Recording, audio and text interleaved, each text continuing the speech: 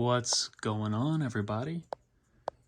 Austin Verdon here, and welcome back to another episode of Closed Casket Collectibles.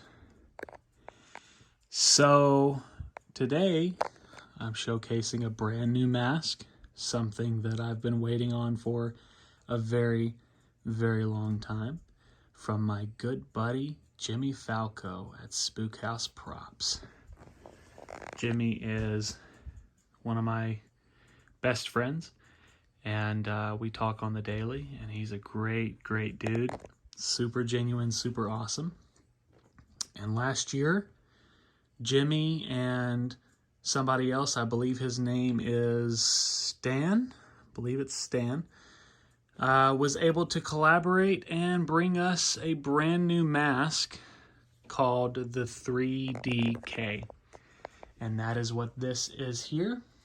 This is a 3DK that Jimmy just did up for me. I've had it for about a week now, but I'm finally getting to make a video about it and show it off. This is considered to be the 3DK Hero Edition. And I think we've coined it the Hero Edition because of the fact that it is very clean, very minimal weathering, but there is still some character. So if you guys know me, you know what I like when it comes to H1s and how picky I am. And believe me, I really am picky when it comes to these H1 masks. You know that I'm kind of a stickler for accuracy and detail. And Jimmy was very aware of this, and so I didn't want to be super complicated with my requests, but I was direct in what I wanted and how I wanted it. And Jimmy, of course, obliged and had no issue creating that for me. And what we kind of settled on was we didn't want to go fully clean, you know, like I didn't want it to look like Tommy Lee Wallace had just finished spraying it and it had no weathering, no flesh, no character. You know, we didn't want to go that route because that's kind of a boring route. It's accurate, sure, but, you know, it's a boring way of looking at the mask. It's just pure white, you know what I mean? But I didn't want it super dirty either. I'm not a big fan of that end of the film type of look. I'm more of a purist when it comes to that clean, stark white, but again, not too clean. So what we decided to do was a nice middle road, which the way we're thinking about it is kind of like, imagine that they finished making the mask, and then fast forward about a week or two, they filmed for about a week or two, you know, Nick Castle, you know, took the mask on and off a couple of times, you know, handled it a little bit.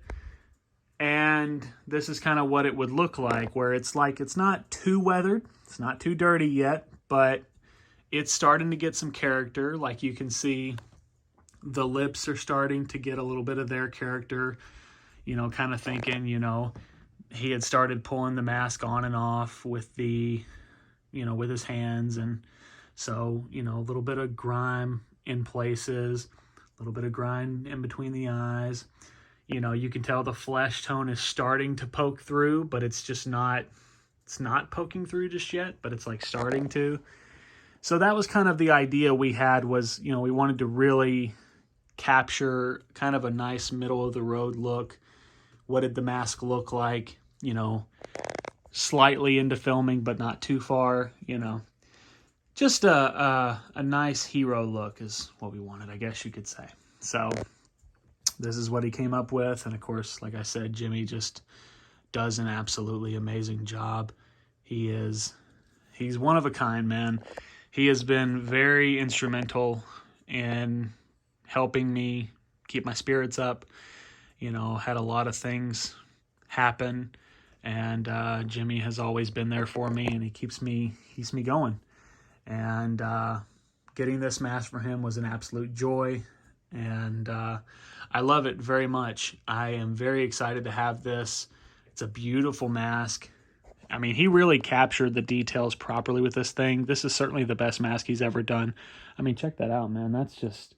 That's just crazy. That's Myers right there. You can see all the details he got in here. He didn't spare anything. You can see he got the glue lines. Let me show you this side. Got that side. The hairline is perfect. Like I said, the weathering is there, but it's not too much. He even did a few other things where, like, he added some extra details to the actual mask. He provided a few. Let me see if I can get it to focus here. He provided a few latex details that kind of match the actual hero mask on the ear and on the neck. Really trying to capture that hero look. I think what he was trying to go for with that was trying to give it more of an old plaster mold type of look, because the older Captain Kirks from Dawn Post came out of old production molds, and so he was trying to recreate that. He didn't want it to look perfect. There's a lot of imperfections here, and that's the whole point. That's what we wanted to achieve. We ultimately wanted it to look like, you know, Tommy Lee Wallace definitely did spray it, but it's starting to get its character. It just doesn't have that overly dirty look just yet. So this is what we came up with. And check out these eye cuts. Let me talk about these real quick. These are definitely his best eye cuts he's ever done. Jimmy always does amazing work. But even though he does amazing work with every mask he does, somehow he always manages to improve with every new mask he does. He just keeps getting better and better. And those are certainly, he's always been good at doing eye cuts. Sorry, my camera's, I don't know if that's picking up on the film, but my camera's acting weird. But he's always done great with eye cuts, but these are certainly his very best eye cuts he's ever done. So I'm absolutely in love with this mask. I love it so much. Jimmy Falco, thank you so much for this beautiful, beautiful work of art. I'm so happy to have it. It is definitely my H1 representation in my display, and I'm glad that it's home. That's it for me. I don't know when I'll ever post again. I don't have a set thing. I don't get a lot of pieces very often, but I do like to every now and again treat myself, and this was one of those treats. And who knows, maybe I'll come back with a video of maybe an Halloween 2 version of this, or a Kirk maybe. I don't know. We'll have to see. But take it easy, guys, and I hope you've all been well. I've been okay. I'm having some health battles, some things going on, but I'm going to get through it. I always do. So, that being said, I'm going to hop off here. You guys be good.